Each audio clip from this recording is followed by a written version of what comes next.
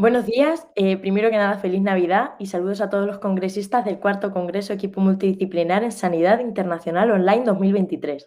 Bienvenidos a las cuartas jornadas de formación multidisciplinar sanitaria. En las jornadas del día de hoy contamos con un cartel de ponentes nacionales e internacionales de enorme calidad científica, de los más relevantes en su materia y conocimiento. Esto permitirá a los congresistas disfrutar de la mejor exposición y actualización sobre los temas planteados. Presentamos a don Pablo de Blas Zamorano, terapeuta ocupacional y miembro del equipo de Integra Daño Cerebral en Murcia. Durante estas jornadas contaremos con diversas ponencias acreditadas por la Comisión de Formación Continuada, entre las cuales Pablo nos hablará sobre la importancia de la detección precoz del ictus y la necesidad de tratamiento precoz desde una perspectiva multidisciplinar, abordando aspectos críticos en el ámbito de la terapia ocupacional. Deseamos que paséis un rato agradable y os invitamos a disfrutar de la primera ponencia de las jornadas del día de hoy. Os recordamos también que podéis ir poniendo vuestras preguntas por el chat. Así que nada, Pablo, cuando tú quieras puedes empezar. Genial, muchísimas gracias, Carmen. Bueno, pues buenos días a todos y feliz Navidad también. Voy a compartiros la pantalla de la presentación y empezamos.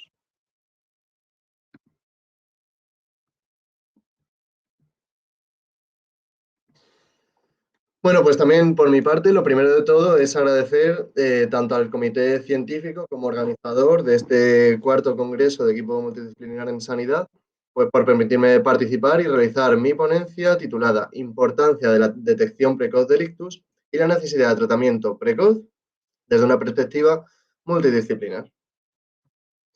Aquí podemos ver los diferentes puntos que vamos a tratar a lo largo de la ponencia, como son, pues, comenzar un poco con una introducción de la patología neurológica y la neurorehabilitación, de sus principales alteraciones, los signos de presencia de ictus, el reconocimiento precoz del ictus y cómo activar el código ictus, qué es el código ictus.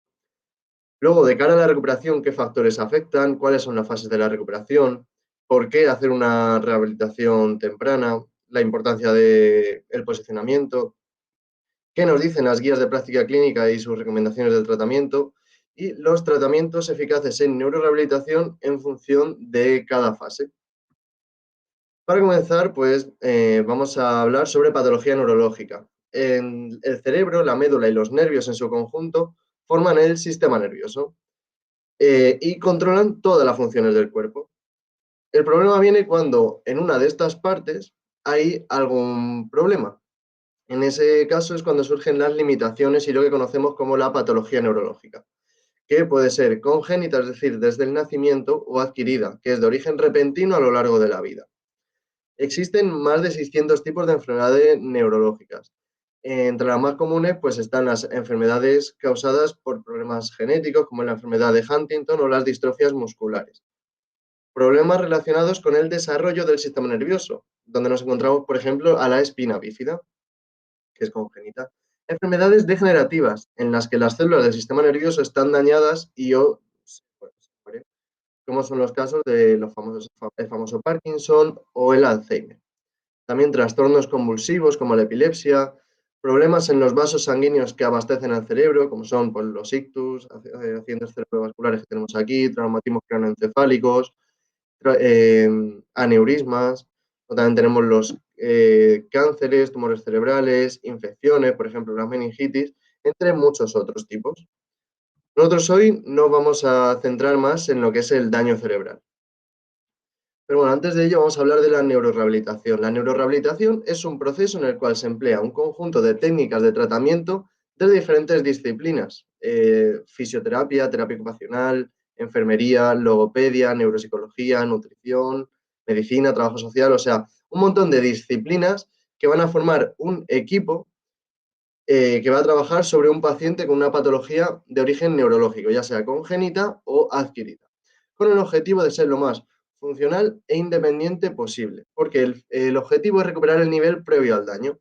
En el caso en el que no se pueda, pues lo que vamos a tratar es de compensar y minimizar esas consecuencias que tiene la patología neurológica sobre la persona.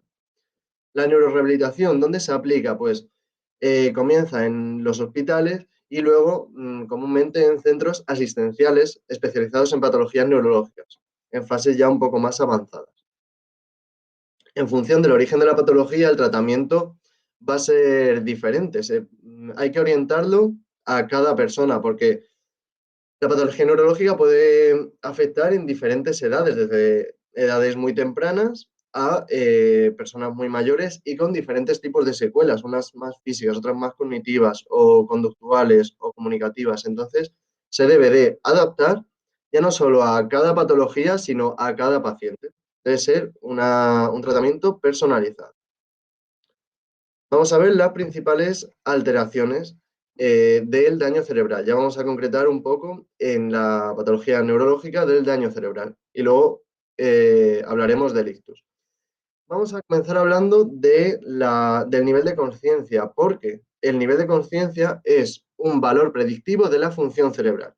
Comúnmente se evalúa con la escala de coma de Glasgow, que nos permite medir el nivel de conciencia de una persona, utilizando estos tres parámetros: la respuesta verbal, la respuesta ocular y la respuesta motora, con una puntuación mínima de 3 y una puntuación máxima de 15, y estando el punto de corte en torno a los 9 puntos. Aquí podemos ver las diferentes puntuaciones que se pueden otorgar a cada uno de estos sitios. En la respuesta ocular, pues tenemos espontánea, a estímulos verbales, al dolor y la ausencia de respuesta. La respuesta verbal, pues orientado, hay respuesta verbal, pero es desorientado, es confusa, es incoherente, son sonidos incomprensibles o ausencia de respuesta.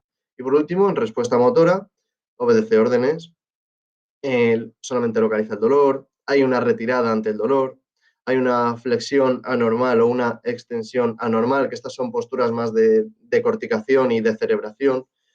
Y por último, hay una ausencia de respuesta. Continuamos con las alteraciones en el nivel de alerta, porque aproximadamente el 35% de los casos de las personas que han sufrido un daño cerebral han experimentado una pérdida del estado de conciencia o coma. El coma es un periodo de tiempo en el que la persona está en un estado de ojos cerrados y sin responder al entorno, que dura entre 1 hora y 4 semanas. Si se prolonga, si persiste en el tiempo, ya estaríamos hablando de un estado vegetativo. Continuamos con las alteraciones más físicas, más del control motor, que se caracterizan por una disminución de los impulsos descendentes que convergen en las motoneuronas. Es decir, las órdenes a los músculos son deficientes y esto da lugar a una disminución de fuerza, a una debilidad, incluso una parálisis, manifestado a través del signo más común y más visible del daño cerebral, que es la hemiplegia o hemiparesia, que es parálisis de un hemicuerpo, de la mitad del cuerpo. La mitad del cuerpo contraria al hemisferio cerebral afectado. También es muy común la pérdida de coordinación de los movimientos y de la destreza manipulativa, debido a ¿qué? A una pérdida de coordinación entre la musculatura agonista y antagonista, y entre una cadena muscular, entre diferentes grupos musculares, que cuando esta habilidad está intacta, cuando sí que hay una buena coordinación, una buena destreza, permite realizar los movimientos con mayor fluidez y adaptarse a los requisitos de la tarea. Las syncinesias también son muy comunes, que son movimientos involuntarios asociados a otro movimiento voluntario. Suelen ser más comunes en los miembros superiores. ¿Cuándo se dan? Cuando se realiza una actividad que requiere de mucha concentración, mucho esfuerzo con un miembro superior, pues el otro involuntariamente está también realizando movimientos. Como no, la espasticidad está muy presente en muchas alteraciones neurológicas y en el daño cerebral pues, es bastante prevalente. La espasticidad es un síntoma caracterizado por el flujo constante de impulsos descendentes hacia los músculos, normalmente hacia un patrón flexor, hacia los músculos flexores, junto con una hiperactividad del reflejo miotático, que es una respuesta a velocidad dependiente del cuerpo frente a un estiramiento. Contra más fuerte o más rápido abro, mayor tono se va a producir. Entre estos problemas físicos, pues también pueden ocasionar dificultad para tragar, lo que se denomina como disfagia, igual que también dificultad para hablar, y otra secuela motora muy característica y muy común es la fatiga. Entre las alteraciones sensoriales y sensitivas, pues nos vamos a encontrar una gran variedad. Todas ellas van a indicar dificultad para interpretar y distinguir los impulsos sensitivos, es decir, los estímulos del medio. Esto puede afectar a la recuperación, pues tanto de la mano, del equilibrio o de los movimientos o las funciones que queramos recuperar. Las alteraciones táctiles son las más comunes, dado que se pueden afectar de muchas maneras. Pues, por ejemplo, con el tacto superficial, con el tacto profundo, con una mala discriminación entre dos puntos, mala discriminación de texturas, de temperaturas, la estereognosia, que es el reconocimiento de estímulos táctiles sin ayuda de la vista, etcétera. Luego también observamos alteraciones propioceptivas y cinestésicas, que estas causan que la persona no sepa en qué posición o qué movimiento realiza una parte de su cuerpo si no se ayuda de la vista. Entre todos estos problemas sensoriales y sensitivos, también encontramos problemas sensoriales, es decir, afectaciones en los sentidos, como son problemas de visión, de audición, de propioceptivos, táctiles, de equilibrio. También son muy comunes las alteraciones comunicativas, que son las dificultades para entender y para expresarse, es decir, la afasia. También se da la anomia, que es pérdida de capacidad para nombrar a personas o cosas. La alexia, que es dificultad para leer, agrafia, que es dificultad para escribir. Además, algunas alteraciones comunicativas, como decía anteriormente, están asociadas a los problemas físicos, a una parálisis o lentitud de los músculos del habla que ocasiona esta dificultad para hablar, lo que se denomina disartria, o disfonías, que son problemas para emitirla. En las alteraciones cognitivas destacan los problemas de memoria, de atención y de orientación, y asociados a estos encontramos alteraciones en las funciones ejecutivas y en el pensamiento complejo, entre lo que podemos ver pues, dificultades en la planificación, en la organización, razonamiento, lógica, el cálculo, la velocidad de procesamiento, la resolución de problemas, todo este pensamiento más complejo. También encontramos alteraciones de las emociones y de la personalidad, es decir, alteraciones de la conducta, que son más frecuentes cuando se afecta el lóbulo frontal. Y encontramos entre las más comunes pues, la agitación, la labilidad emocional, las conductas sexuales inapropiadas, agresividad, desinhibición, depresión, apatía. Y el conjunto de todas estas que hemos visto, pues de tanto motoras, sensitivas, comunicativas, cognitivas, conductuales, que ocasionan? Ocasionan dificultades en la persona que ha sufrido un daño cerebral para llevar a cabo sus actividades de la vida diaria, ya sean básicas como pues, la alimentación, el vestido, la ducha, el aseo, a luego ya las instrumentales también, como son pues, el manejo de la medicación, la movilidad por la comunidad, el uso del teléfono, el cuidado del hogar y, como no, pues ya de las actividades avanzadas. Y esto va a generar una dependencia de la persona para realizar todas estas tareas cotidianas del día a día de manera eficaz. Va a depender siempre de un familiar o de un cuidador.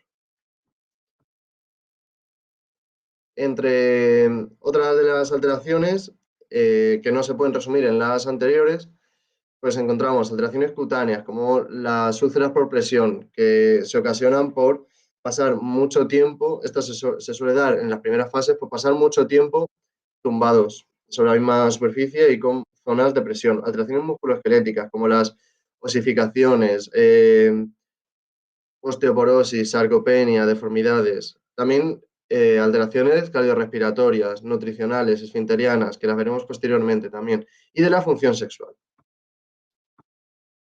Hablando del daño cerebral en porcentajes, destacar que el 80% de las personas que sufren un daño cerebral tienen una afectación del miembro superior, siendo además el miembro superior mucho más difícil de recuperar que el miembro inferior.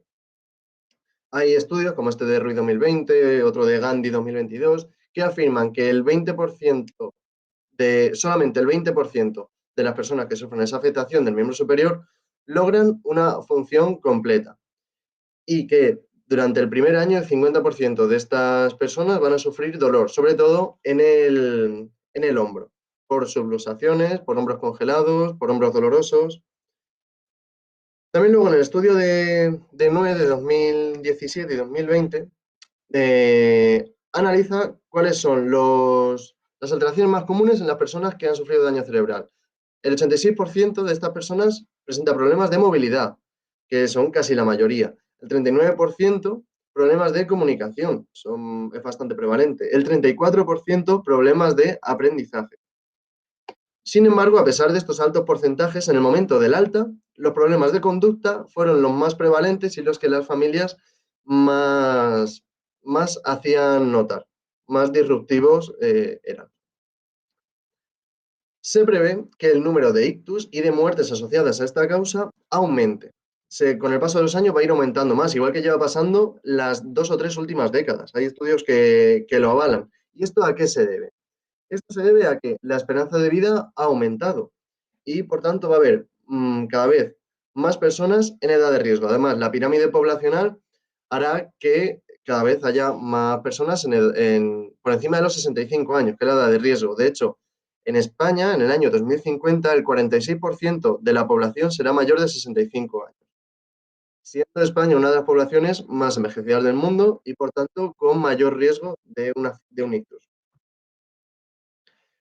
Entre los factores de riesgo, pues diferentes autores afirman que se pueden clasificar en modificables, entre los que se encuentran pues, la hipertensión arterial, cardiopatías como la fibrilación auricular, endocarditis infecciosa, estenosis mitral, infarto de miocardio, tabaquismo, la anemia de células falciformes, accidentes isquémicos transitorios previos y estenosis carotídea asintomática. También está el grupo de los potencialmente modificables, como encontramos la diabetes mellitus, la hipertrofia ventricular, otro tipo de cardiopatías, el uso de anticonceptivos orales, consumo excesivo de alcohol, drogas, el sedentarismo, la obesidad, factores dietéticos, un poco lo que es el estilo de vida también, luego la hiperinsulemia, resistencia a la insulina y desencadenantes agudos, como son el estrés, la migraña, estados de hipercoagulidad o inflamación y enfermedad subclínica. Por último, encontramos el grupo de los no modificables. Aquí encontramos pues la edad. Quiere decir que a mayor edad, mayor riesgo. El sexo, pues las mujeres tienen mayor riesgo de sufrir un ictus. Factores hereditarios, esto es la genética. O sea, si tu padre, tu abuelo y tu tío han sufrido un ictus, pues la verdad es que tienes bastantes papeletas. Entonces vigila los otros factores de riesgo que sí que son modificables. La raza o etnia. Esto indica que las personas de determinada raza tienen mayor predisposición a sufrir un ictus. En concreto, las personas de raza subsahariana son las que mayor riesgo tienen. Y la localización geográfica va un poco relacionada con lo anterior, pero también con el nivel socioeconómico.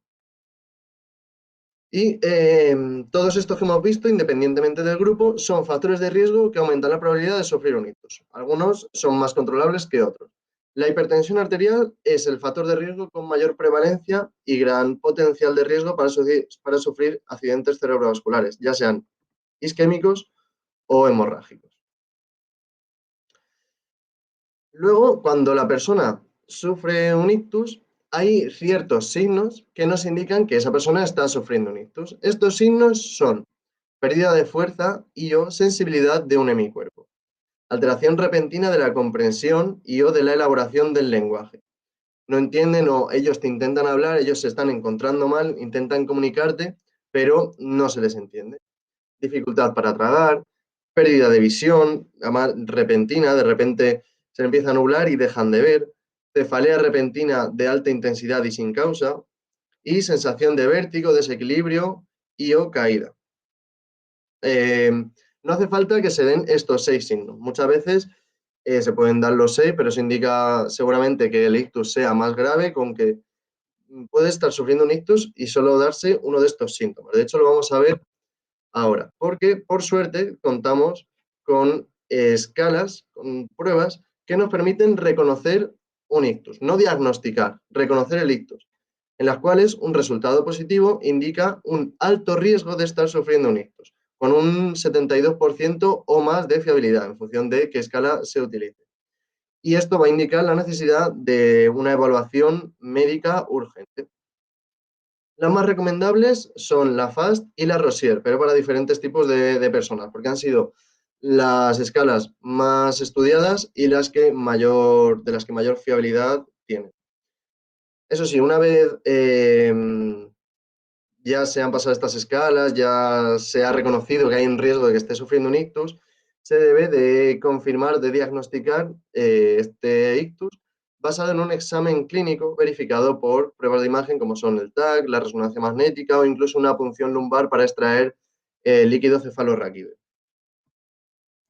Vamos a ver las diferentes escalas. Tenemos la escala FAST, que es un procedimiento súper rápido, súper sencillo para identificar que la persona está sufriendo un ictus. Se utiliza tanto en ámbito hospitalario como extrahospitalario. Esta es de las más conocidas y es de las que más se enseña en primeros auxilios, aunque debería ser, en mi opinión, como una RCP. O sea, todo el mundo debería conocer esta escala, dada lo sencillo, lo rápido que es. FAST son las siglas de, como veis, face, cara, arms, brazos, speech, lenguaje y T de time, tiempo. Vale, cara. Tenemos que hacer que la persona sonría y comprobar si su sonrisa es simétrica, si las dos comisuras se mueven a la vez o tiene un lado de la cara caído. Si se tuerce hacia un lado, es que puede estar sufriendo un ictus.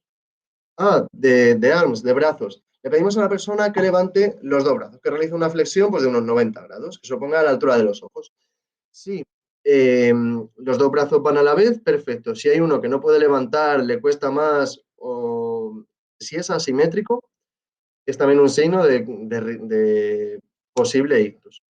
Y el lenguaje es pedirle que, o bien que diga un refrán, o que bien que señalar un objeto y decirle cómo se llama ese objeto, o preguntarle la dirección en la que vive, o sea, preguntarle también cosas sencillas. Si no se le entiende bien, balbucea o su respuesta es incoherente, hay riesgo de estar sufriendo un ictus. Y la T es de time, de tiempo, de reconoce, son 3 pruebas súper sencillas de cara, brazos y lenguaje. Pues llama rápido al 112 y corre, porque el tiempo es vital. Os voy a poner un vídeo, ¿vale? De cómo es la realización de esta prueba.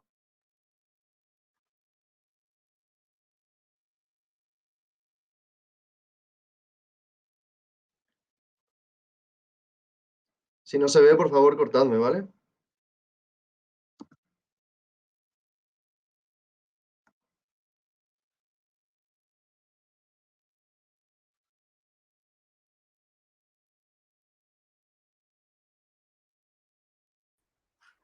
Sí se ve, Pablo, lo único que no se escucha.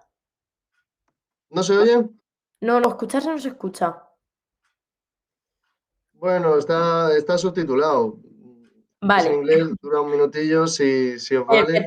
La verdad pues es que déjalo, déjalo y ya está. Era por avisarte de que escucharse no se escuchaba, pero vamos, lo vemos y ya está, que verse si se ve bien. qué putada. Yo es que lo escucho, pero no sé cómo hacer para que se pueda escuchar, para que lo podáis escuchar vosotros. Bueno, lo ponemos, ¿no? Como es un vídeo rápido y lleva subtítulos.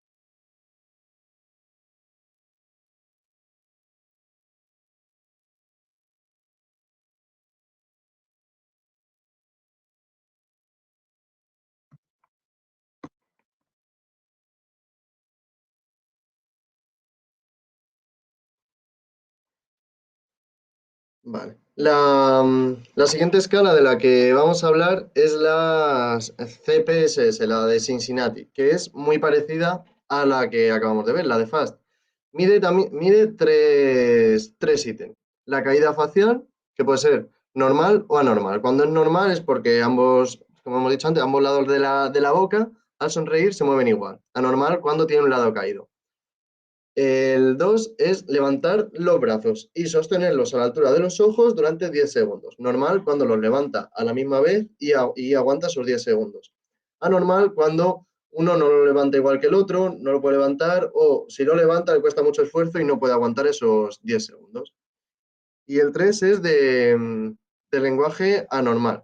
Pedirle que diga un refrán, aquí hay uno en inglés, pero bueno, nos vale cualquiera en español. Normal si lo dice de manera normal, se le entiende, no cambia las palabras. Y anormal, pues si susurra, si no se entiende las palabras, si balbucea. Con que cualquiera de estos tres ítems ya presente un resultado anormal, hay un 72% de probabilidades de estar sufriendo un ictus. Pero si se dan los tres, hay un 85% de probabilidades de estar sufriendo un ictus. Vamos a ver ahora el último vídeo, que es el de esta escala, la de Cincinnati.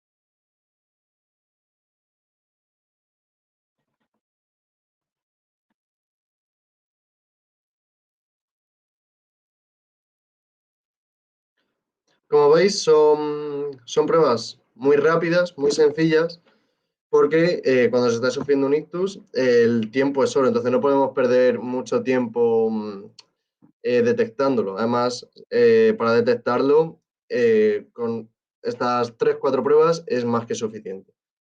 Vale, aquí tenemos otra de las escalas muy utilizadas para detectar el riesgo de estar sufriendo un ictus. En esta encontramos, como veis, elementos de historia clínica que pone y elementos de exploración física. Para confirmar que, bueno, sí, para identificar que se está sufriendo un ictus, los 4 criterios de la historia clínica deben de estar presentes, es decir, una persona mayor de 45 años, que no haya tenido antecedentes de convulsiones o epilepsia, que no esté encamado ni en silla de ruedas y cuya glucemia está entre 50 y 400 miligramos por decilitro. Y luego se hace una exploración física con una prueba muy parecidas a las anteriores y de las cuales solamente se necesita que haya una presente. Estas pruebas son la de comisura facial, igual que antes hacer que el paciente sonría o muestre los dientes, normal cuando ambos lados se mueven igual, anormal cuando uno de los lados no se mueve. Fuerza en ambos brazos. Pedirle al paciente que con los ojos cerrados extienda ambos brazos durante 10 segundos. Normal cuando ambos brazos se mueven o no se mueven por igual. Anormal cuando uno de los brazos no se mueve o cae respecto al otro. Aquí añadimos un ítem nuevo que es el de apretón de manos, que es cogerle ambas manos al paciente y pedirle que apriete. Normal cuando aprieta con la misma fuerza en ambas manos. Y anormal cuando una de las manos aprieta más que otra. Lenguaje, hacer que el paciente repita una frase. Normal si la repite bien, anormal si farfulla, incapaz de hablar o hay palabras incorrectas. Como veis, muy similar a las anteriores. Y por último tenemos la escala Rosier. Esta escala es más utilizada en el ámbito hospitalario. Tiene 7 ítems. Los 3 comunes de antes, del FAS, de Rosier, demás. Y luego hay otros nuevos, como es déficit del campo visual, otra prueba de miembro inferior, y otras que son exclusión de otras causas, que son estas 2 primeras, que hablan sobre el estado de conciencia y la actividad convulsiva. Como veis, pues en función de si la respuesta es sí o no, se dan o se quitan puntos. Y la respuesta de estas preguntas nos va a dar una puntuación total que determinará si estamos ante un probable caso de ictus, en el caso de que la puntuación sea mayor a 0, de 1 o más. O si es poco probable que estemos ante un caso de ictus. Eso es cuando la puntuación es 0, -1 o -2. Aún así, como decíamos antes, hemos visto ya 4 pruebas, la FAST, la Cincinnati, la MAS y la Rosier. En estas pruebas, aunque tengan alta sensibilidad, no nos van a permitir diagnosticar un ictus. El diagnóstico se hace una vez hemos pasado estas escalas con un TAC, y si no se diagnostica con el TAC, se hace una resonancia magnética o una punción lumbar de líquido cefalorraquídeo. En 2019, Selef y colaboradores hicieron una revisión Cochrane que decía que las personas de a pie debemos de aplicar la escala FAST. El personal de la ambulancia es recomendable que aplique la escala de Cincinnati. Y en ámbito hospitalario, las escalas MAS y Rosier, pero con mayor preferencia de la Rosier, ya que ha sido la más estudiada y es la que mayor sensibilidad y fiabilidad tiene, con un 88% de sensibilidad. Vale, ahora vamos a ver qué es el código ictus, porque claro, tras aplicar estas pruebas y reconocer si se está sufriendo un ictus o no, hay que activar el código ictus. De hecho, ahora vemos las dos maneras de activarlo. El código ictus, ¿qué es? Es el proceso que permite la rápida identificación y notificación de los pacientes que están sufriendo un ictus agudo en un periodo de tiempo en el cual pueden recibir tratamiento. Es importante, ya que, como hemos dicho antes, los síntomas se desarrollan de una manera muy inmediata, con una aparición muy repentina, y la posibilidad de reducirlos cambia según avanza el tiempo, disminuye mucho según avanza el tiempo. Lo más recomendable es recibir el tratamiento dentro de las primeras 4 o 6 horas.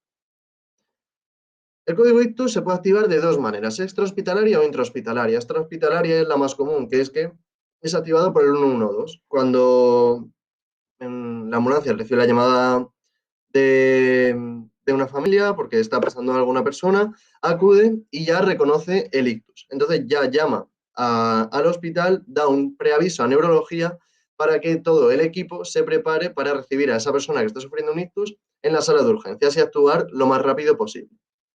O también se puede activar de manera intrahospitalaria, que puede ser pues cuando una persona va por sus propios medios al hospital y dentro del hospital es cuando ya se reconoce y diagnostica el ictus, o bien porque la persona está en el hospital por cualquier otra causa, una operación, una consulta, lo que sea, y sufre un accidente cerebrovascular estando dentro del hospital. ¿Cuál es el objetivo del código ictus? Pues minimizar al máximo posible el tiempo que transcurre desde el inicio de los síntomas a la llegada a la puerta del hospital y a recibir el tratamiento precoz. Desde el momento en el que se identifica el ictus, va a comenzar una carrera de velocidad en la que el tiempo es vital. Aquí podemos ver un flujograma de toda la secuencia de actuación desde el inicio de los síntomas a todo el proceso de activación del código ictus, la realización de pruebas, del tratamiento médico, farmacológico, quirúrgico, el tratamiento rehabilitador, hasta el seguimiento luego en fase crónica. Este es el flujograma de la estrategia en ictus del Sistema Nacional de Salud de aquí de España. Vale. Una vez la persona, hemos reconocido ya el ictus, ha recibido el tratamiento correspondiente, ya sea farmacológico, fibrinolítico, quirúrgico, etcétera, que ayuda a controlar ese ictus, y la persona ya está, pues, está en observación, está en planta. Aún así, debemos de seguir controlando a esta persona porque la estabilidad hemodinámica es muy importante en cualquier paciente, pero también en estos pacientes agudos que acaban de sufrir un ictus, y también de cara a poder iniciar el tratamiento precoz. Porque una vez controlados estos signos y lograda esa estabilidad hemodinámica es cuando podemos comenzar la rehabilitación, que nos interesa comenzarla lo antes posible. Según la guía NICE de cuidados del ictus, los signos a monitorizar son los que vemos aquí: la coloración de la piel y de las mucosas, la sudoración, las pupilas, pues que sean normorreactivas, que haya conexión con la mirada, también que la respuesta verbal sea coherente, que haya un buen estado de conciencia, y como siempre, pues la saturación de oxígeno, la frecuencia cardíaca y la tensión arterial. Vale, una vez se ha sufrido un ictus, pues cada paciente es un mundo y hay personas que presentan más secuelas y menos. Y lo vamos a ver ahora. en los factores que afectan a la recuperación y en las fases de la recuperación. Entre los factores que afectan a la recuperación, pues nos encontramos las características de la lesión y los factores neuroprotectores. Las características de la lesión, pues influye el tipo de lesión. Cuando el daño cerebral que se ha sufrido es un accidente cerebrovascular que tiene un foco primario de daño y alrededor un área de penumbra, tiene mejor pronóstico que un traumatismo craneoencefálico, que es una lesión bilateral en ambos hemisferios por un golpe y contragolpe con una lesión axonal difusa. También la extensión. Cuanto mayor extensión, mayor déficit y más grave el pronóstico. En el caso de los traumatismos, pues depende del golpe, del trauma. Y en el caso de los accidentes cerebrovasculares, pues depende de la arteria afectada y la vascularización que tenga esa arteria o la hemorragia. La velocidad de instauración. En el caso de los accidentes cerebrovasculares, la velocidad de instauración es lenta. Aunque los síntomas sean muy repentinos, pero es lenta en comparación con el traumatismo craneoencefálico. Y esto hace que tengan mejor pronóstico porque por el principio de adaptación del cerebro a la lesión, que en el caso de los traumatismos craneoencefálicos, al ser un trauma muy repentino, el cerebro no tiene mecanismos de adaptación a la lesión. Realmente el daño aparece y tiene peor pronóstico.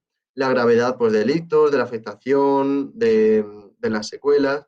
Y por último, el duelo. Pero no es el duelo que conocemos comúnmente por la pérdida de algo físico, porque no es como los amputados, por ejemplo, que han perdido un brazo, ¿no? Estas personas siguen teniendo el brazo, pero sufren un duelo porque no pueden utilizar ese brazo, sufren un duelo por la función perdida, más que por un miembro perdido. Y por último, la localización de la lesión.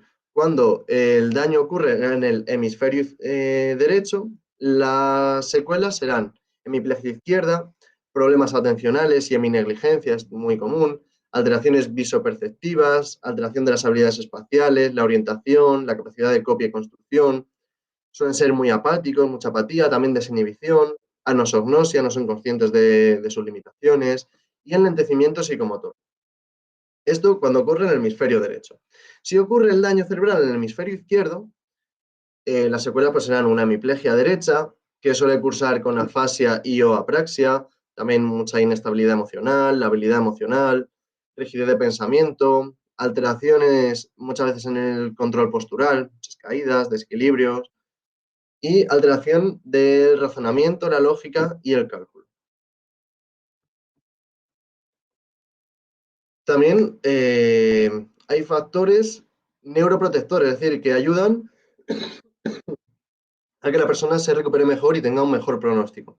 Entre ellos encontramos pues, el ejercicio físico y la dieta.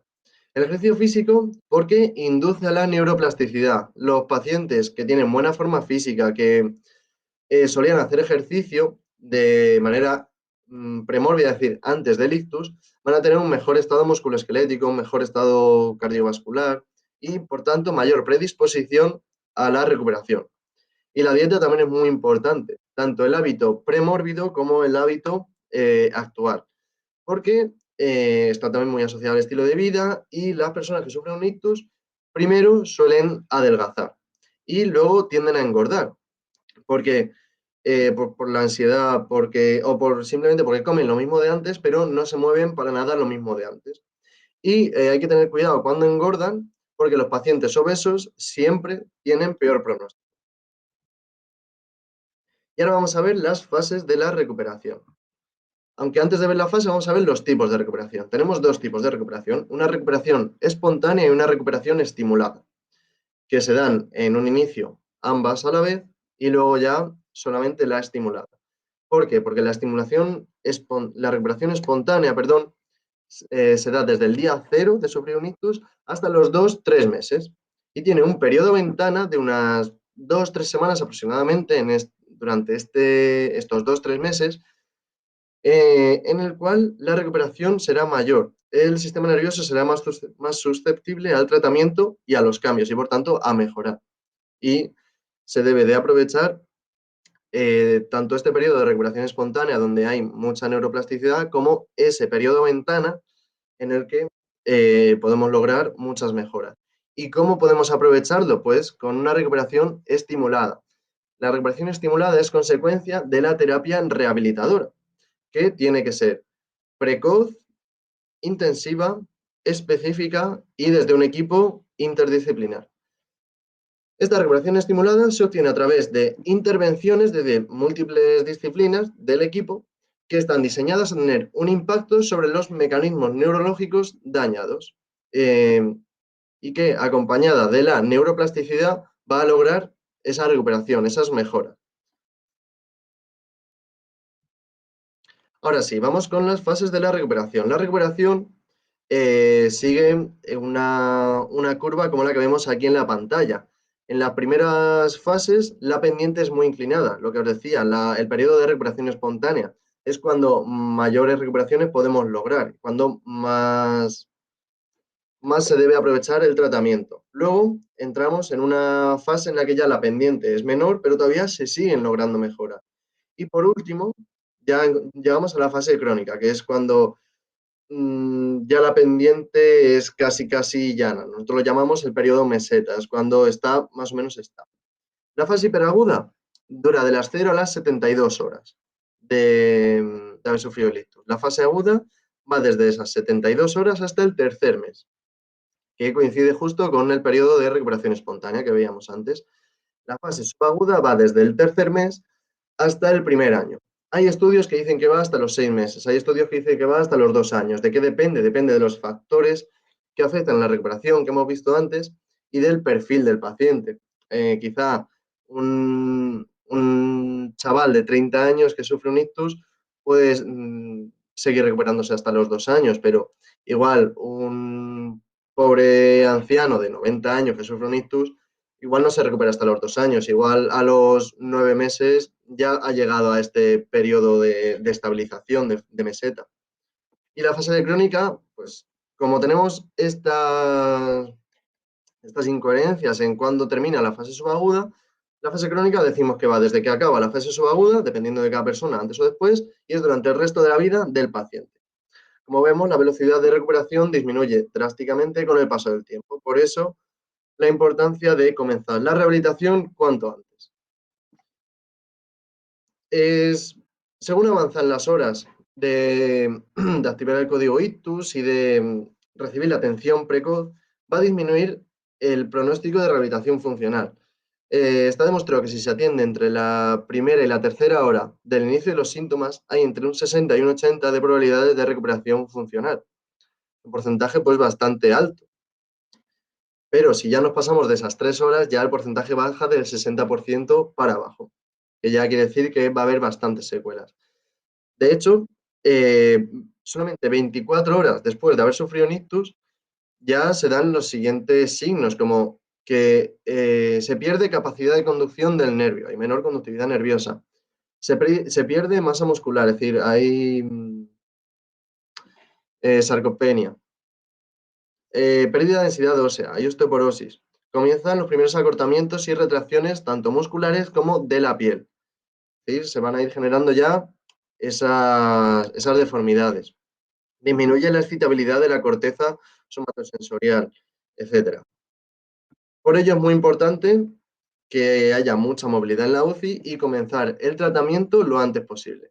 ¿Por qué realizar un tratamiento rehabilitador en la fase hiperaguda y aguda, que es decir, en estas primeras fases? Porque disminuye las tasas de mortalidad, disminuye el periodo de estancia hospitalaria, lo cual disminuye el gasto económico de atención a estas personas que han sufrido un ictus. Hay mayor recuperación funcional, hay mayor probabilidad de alta del hospital a casa y no a una residencia. Por lo tanto, hay mayor independencia, mayor autonomía de la persona tras la rehabilitación. Se optimiza la plasticidad cerebral, hay mucha más neuroplasticidad y logramos mayores mejoras. Las mejoras logradas se mantienen a largo plazo. Se evita el deterioro y los efectos negativos de la inmovilización durante la hospitalización y hay una recuperación precoz de la marcha. Pero no solo son estas mejoras funcionales, sino que hay también muchos beneficios fisiológicos en diferentes sistemas de recibir una atención temprana. Recibir una atención temprana impacta sobre el sistema respiratorio, por ejemplo, porque aumenta la ventilación, la perfusión, el volumen tidal, que es el volumen de gas que entra y sale, la eficiencia mecánica respiratoria, hay mayor fuerza en la respiración, fuerza de la tos y las vías respiratorias están más limpias, no hay tanto moco y esto previene también de enfermedades respiratorias. A nivel cardiovascular, aumenta el retorno venoso, aumenta el volumen sistólico, la frecuencia cardíaca, el gasto cardíaco, hay un volumen de sangre circulante. Esto va a reducir la fatiga, va a reducir la resistencia vascular periférica. A nivel neurológico, aumenta el nivel de alerta, la persona está más despierta, hay mayor actividad eléctrica cerebral, hay mayor actividad cortical, mayor transmisión de estímulos y mayor rapidez, y también hay un aumento de la estimulación simpática. A nivel genitourinario, aumentan las producciones de orina, es decir, hay menos retención de líquidos, hay menos también infecciones de orina. A nivel gastrointestinal, reduce el estreñimiento. En cuanto nos movemos, ya todo fluye. Hay muchas veces que los pacientes con estreñimiento no sienten tal dolor que no pueden realizar la rehabilitación y esto tiene muchas afectaciones y surgen muchos fecalomas. A nivel documentario, aumenta la circulación cutánea y la termorregulación. Y a nivel psicológico se reducen los síntomas asociados al estrés postraumático, de haber sufrido un ictus o un traumatismo encefálico. Se reduce también la ansiedad, la depresión de los pacientes, no solo en el periodo de hospitalización, sino posteriormente. Aumenta la motivación del paciente por recuperarse y hay mayor conocimiento de la enfermedad y mayor comprensión de la enfermedad y de las dificultades por parte tanto del paciente como de la familia. Estos entre muchos otros beneficios que se dan y que ya hemos visto. Estos son los principales. ¿Y cómo comenzar un buen tratamiento? Pues lo primero es con el posicionamiento. A la hora de posicionar a los pacientes es importante dar confort a la persona, que la persona esté cómoda. También tener en cuenta las capacidades físicas y cognitivas de la persona, así como su control postural. Es importante también a la hora de posicionar conocer la tolerancia a la actividad y que el posicionamiento esté orientado a que no solamente a dejar al paciente ahí sentado, quieto, que no se caiga, sino que sea también orientado a que después, gracias a ese posicionamiento, va a llegar un fisioterapeuta, un terapeuta ocupacional, un logopeda a comenzar la rehabilitación. Entonces debe de estar posicionado para una fácil rehabilitación, también para facilitar la orientación al medio, etcétera.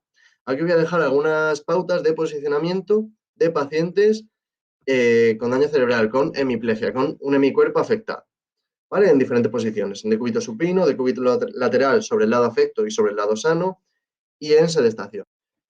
En decúbito supino, ¿qué debemos tener en cuenta? Pues debemos de alinear la cabeza y colocar la cabeza y los hombros más elevados que el tronco. El brazo afecto estirado sobre una almohada, intentando colocar la palma de la mano hacia arriba. Hay que favorecer desde el primer momento la supinación, ya que luego hay bastante acortamiento y cuesta mucho lograr esa supinación. Si no es posible colocar la palma de la mano hacia arriba, pues colocarla hacia abajo. Hombro en ligera separación, es decir, con un poco de ABD, unos 30-45 grados, y la mano ligeramente elevada y abierta, apoyada sobre la almohada. La pierna recta, usando una almohada lo suficientemente larga bajo la hemipelvis para que la cadera quede un poco más elevada. La cadera afecta siempre tiene que estar un poco más elevada, ¿vale? En cualquier posición. La rodilla en ligera flexión y el pie en ángulo recto. Porque luego nos encontramos los pies caídos, los pies equinos.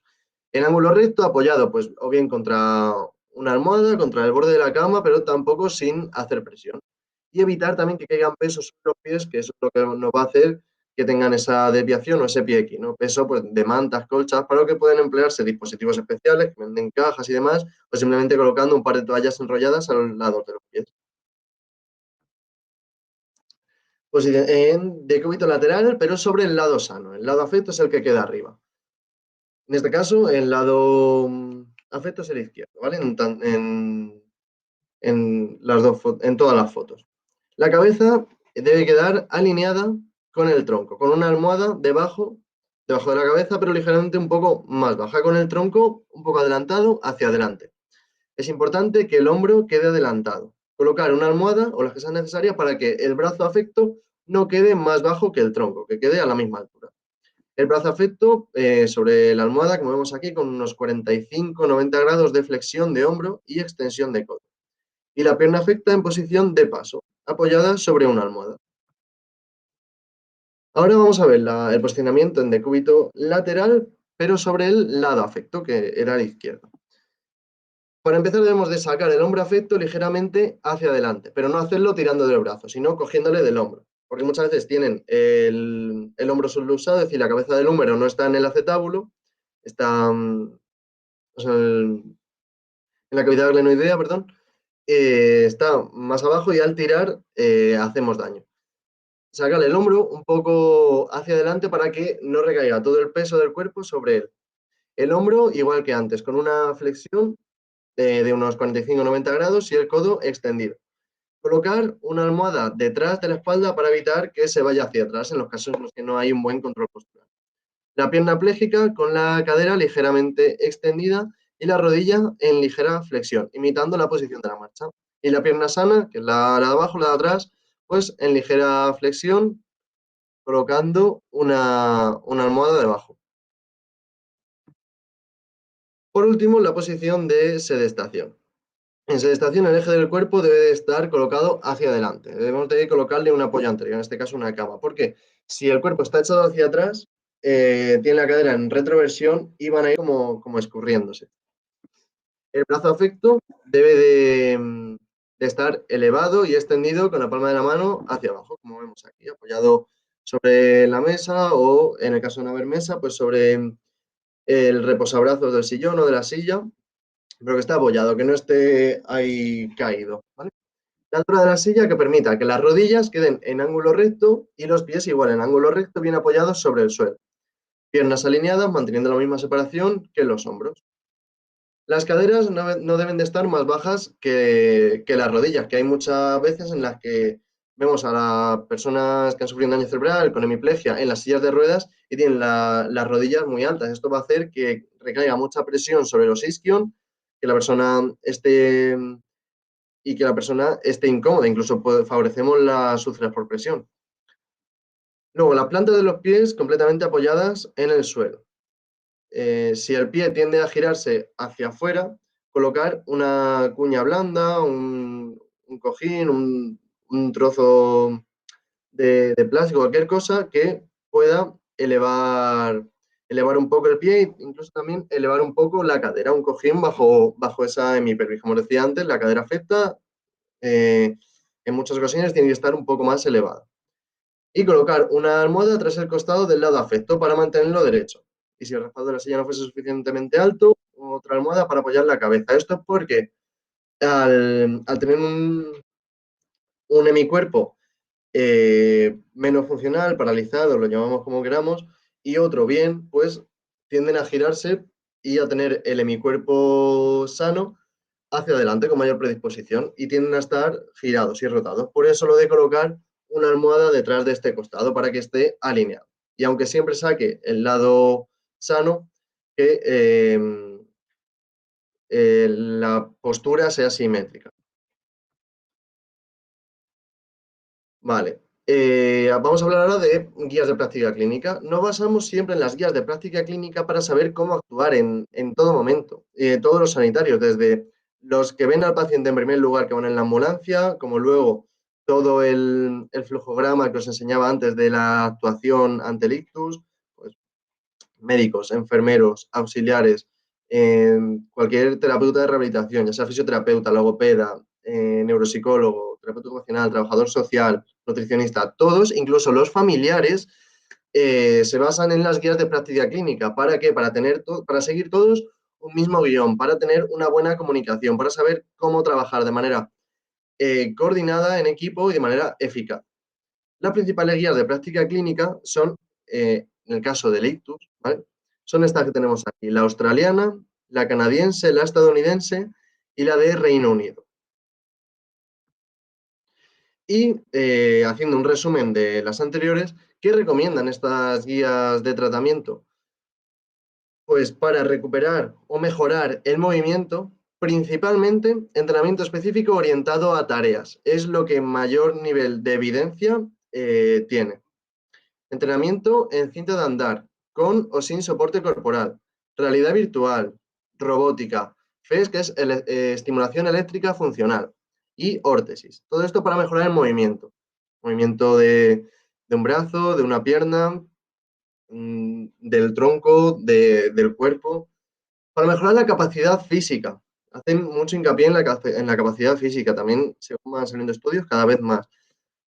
Como a través de un entrenamiento aeróbico individualizado, adaptado a cada paciente, a su capacidad física, a sus demandas y a sus respuestas al ejercicio. Con una educación para la salud sobre la vida activa, no sedentaria, y un ejercicio funcional que mejore su salud.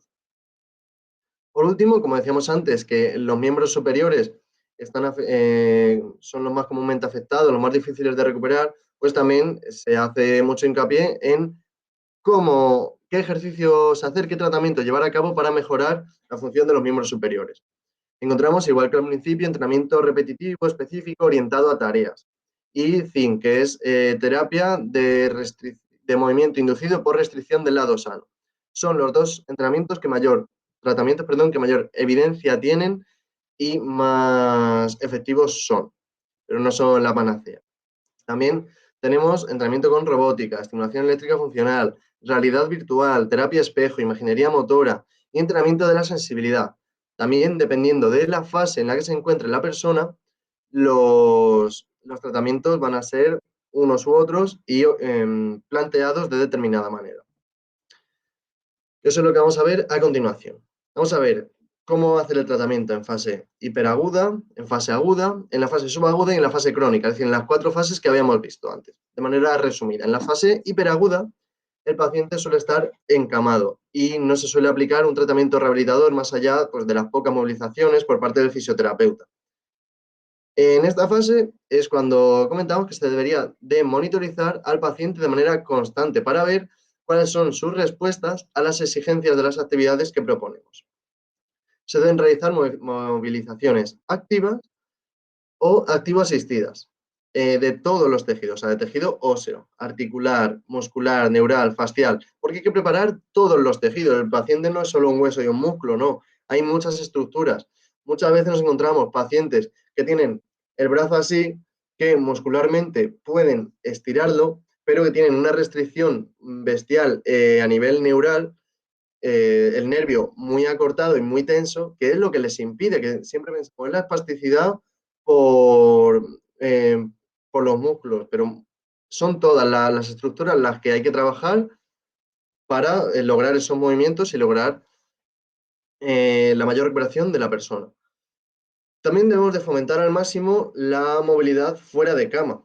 Esto es uno de los pilares de la rehabilitación hospitalaria y de la rehabilitación precoz. Ejercicios fuera de cama, pues con el fin de poder llevar a cabo tareas de autocuidado. Simplemente que la persona pase de estar tumbado a sentado y de sentado a de pie. Eso ya es un ejercicio fuera de cama.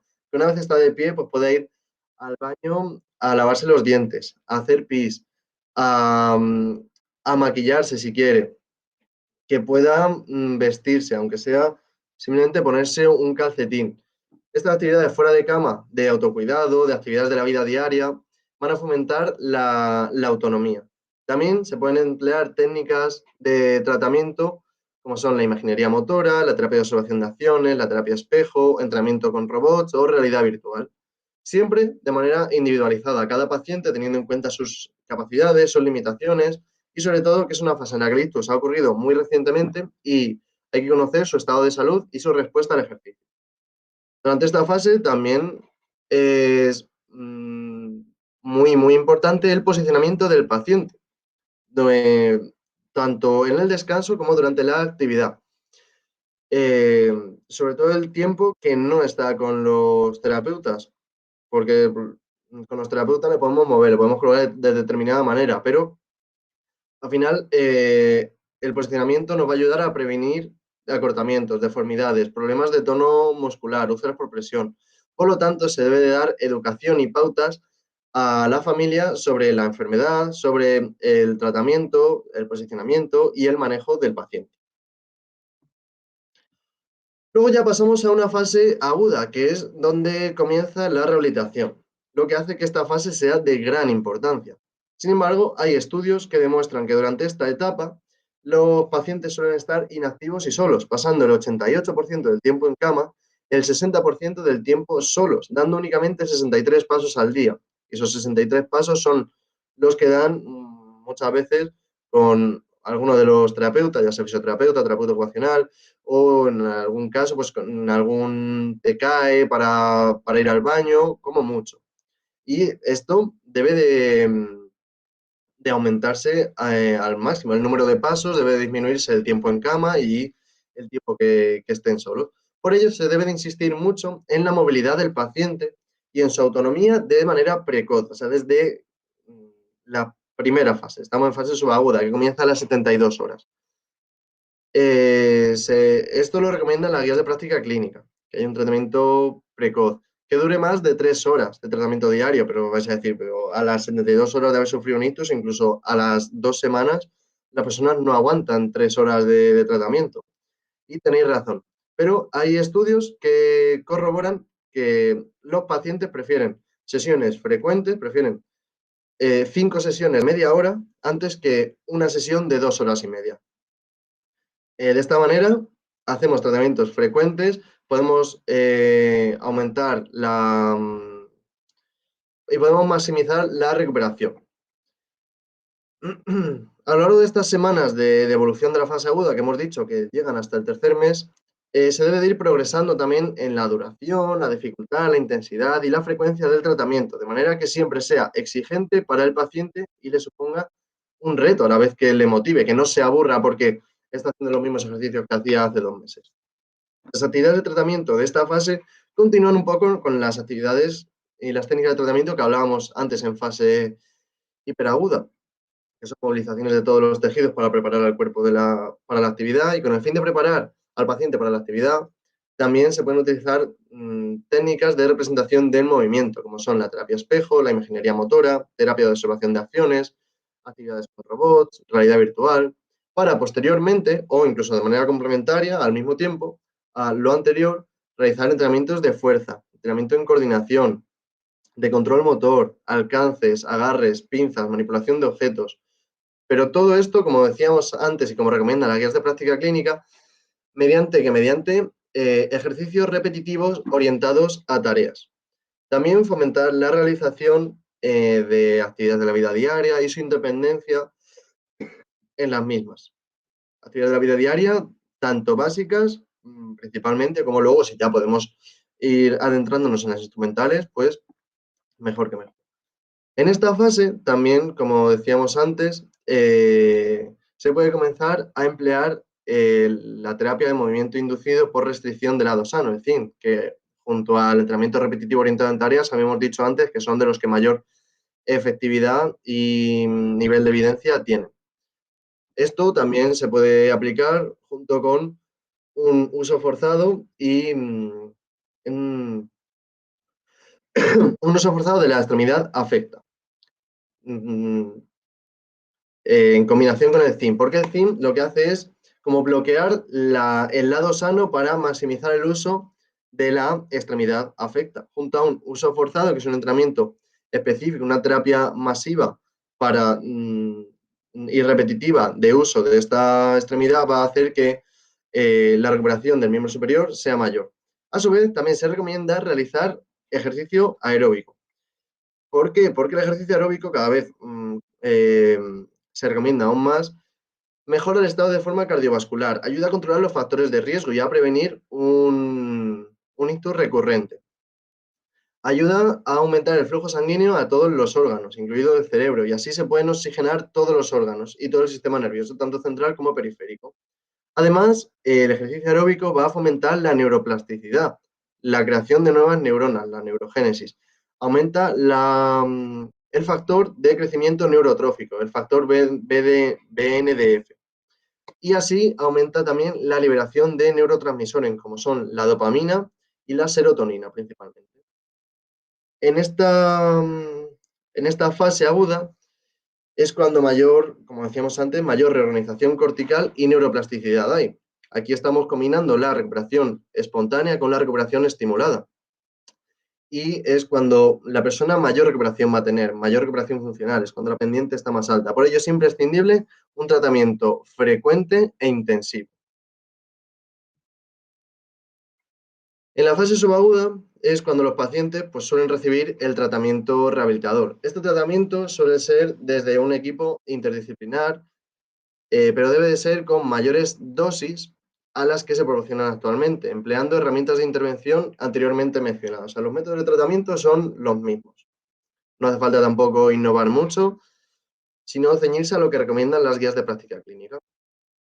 Estos tratamientos aplicaban los principios del aprendizaje motor, se basaban en la evidencia y presentan resultados significativos sobre los pacientes. Pero ¿cómo? Si se aplican en altas dosis y con un esfuerzo elevado.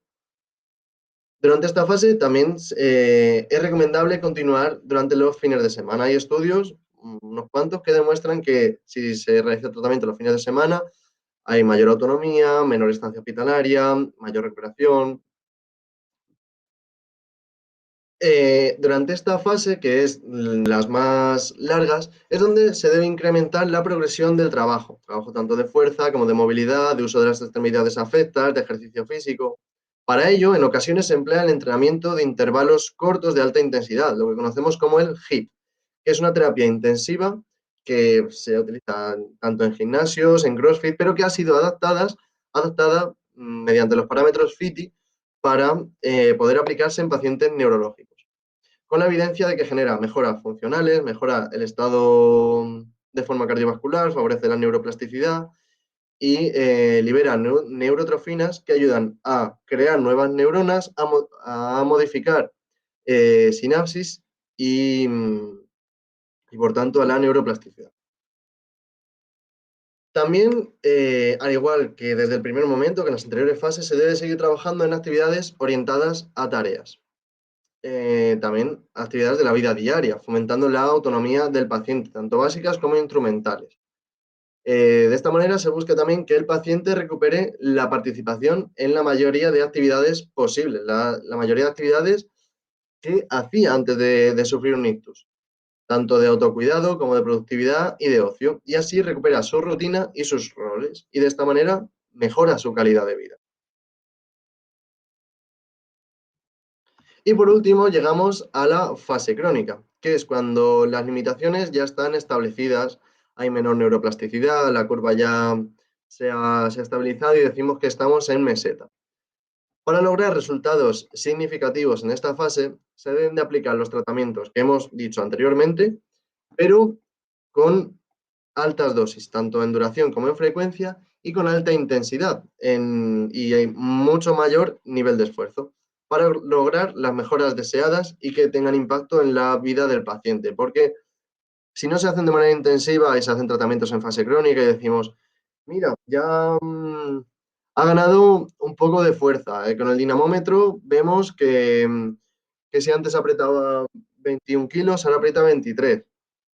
Y dice, pues muy bien, pero si sigue siendo incapaz de coger el brick de leche y echarse leche en la taza para desayunar, a mí me da igual que hayan mejorado la fuerza en el dinamómetro. Lo que buscamos son mejoras significativas y que tengan impacto en la vida diaria. Por ello, necesitamos altas dosis, alta frecuencia, alta duración, o sea, alta intensidad.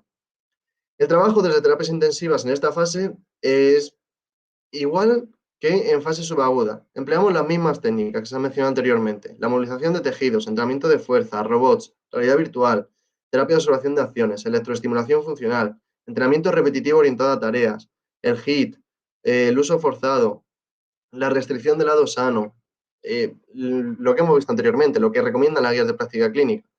Pero como la diferencia de esta fase con las anteriores es que hay menor neuroplasticidad, para conseguir los mismos logros que en otras fases necesitamos pues, mayor intensidad.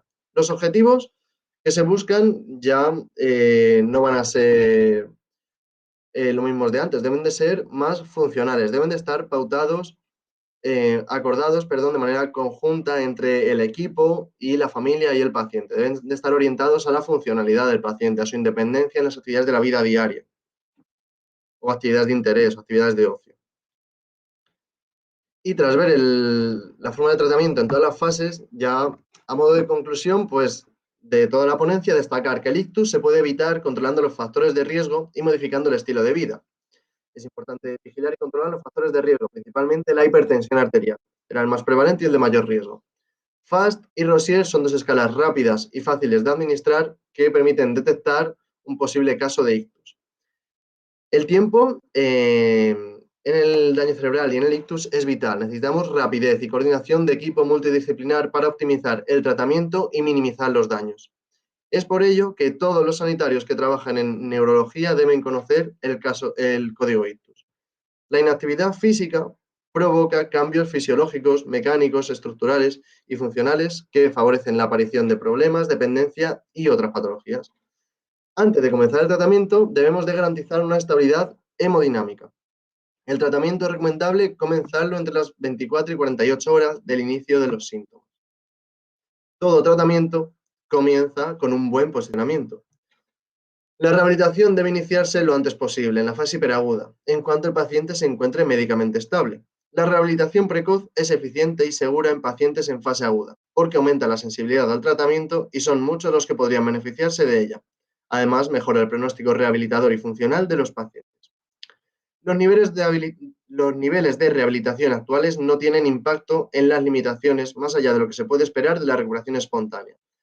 Según los estudios, se necesita un 240% más de rehabilitación, lo cual es realista de alcanzar aumentando la duración, la frecuencia y el esfuerzo de los tratamientos rehabilitadores, es decir, aplicando terapias intensivas, porque los pacientes toleran dosis mucho más altas e intensas de las que se dan actualmente. En una buena recuperación tras el ictus influyen muchísimos profesionales sanitarios que trabajan en equipo, desde el conductor de la ambulancia, los primeros intervinientes, los médicos, enfermeros que controlan la hemorragia o el émbolo cerebral, el trombo, los TKs que ven al diario al paciente, los fisioterapeutas, logopedas, terapeutas ocupacionales, psicólogos, trabajadores sociales, nutricionistas, todos los miembros del equipo.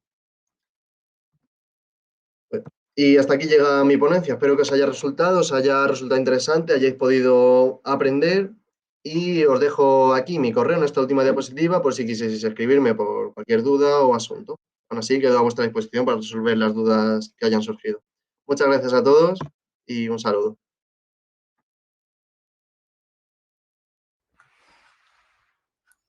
Hola de nuevo, Pablo. Nada, transmitirte que por el chat está todo el mundo dándote las gracias y agradeciéndote la ponencia que acabas de hacer, ¿vale?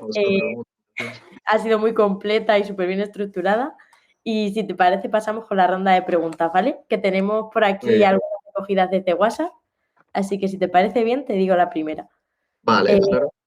Mira, por tu experiencia, ¿cuáles son los factores de riesgo que mayor prevalencia tienen en tus pacientes?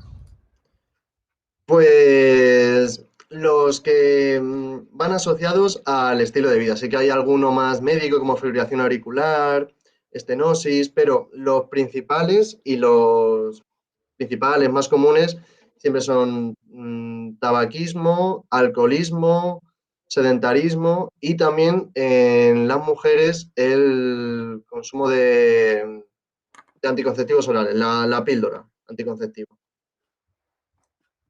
Vale. Pues te digo la siguiente. Claro. ¿Es difícil que el cuidador principal se implique? ¿Se formen los cuidados del paciente con ictus? Claro, para el cuidador principal, al igual que para la familia, es una situación sobrevenida de la cual no sabe nada y a veces es un mundo. Es muy difícil trabajar con estas personas y saber llevarlo. Por eso, al cuidador hay que transmitirle la mayor calma y darle un montón de recursos, de estrategias, de trucos, maneras para poder ayudar no solo al paciente, sino para ayudar al cuidador también a llevar al paciente, porque no es lo mismo, pensando en un paciente, un adulto mayor, no es lo mismo a la hora de asear a una persona que simplemente pues, es anciana y tiene esas dificultades motoras y cognitivas por la edad que por un daño cerebral, que necesita pues otros productos de apoyo, a lo mejor no se mantiene simplemente sentado para poder asearle, entonces como parte del tratamiento, no solo con el paciente, sino también entra esa guía a las familias y a los cuidadores, esa recomendación. Vale, perfecto. Dame un segundo, voy a poner a cargar el portátil, que se me va a apagar, pero ya. Bueno, me la puedes ir leyendo, ¿vale? Aunque esté por aquí moviéndome, perdón. Vale, las preguntas ya las hemos terminado. Voy a dar ya, No, si vale. quieres añadir alguna cosilla más o algo, si quieres añadir cualquier cosa.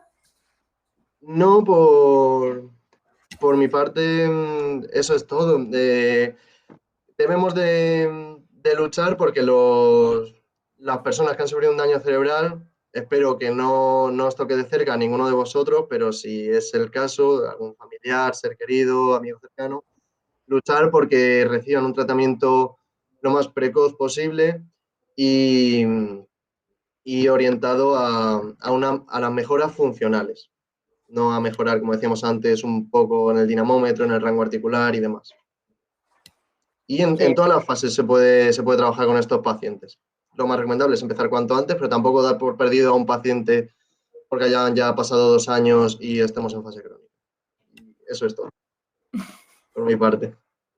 Perfecto. Bueno, pues como te he dicho antes, o sea, tu presentación ha sido súper completa y coincido con todos los comentarios de los congresistas por el chat.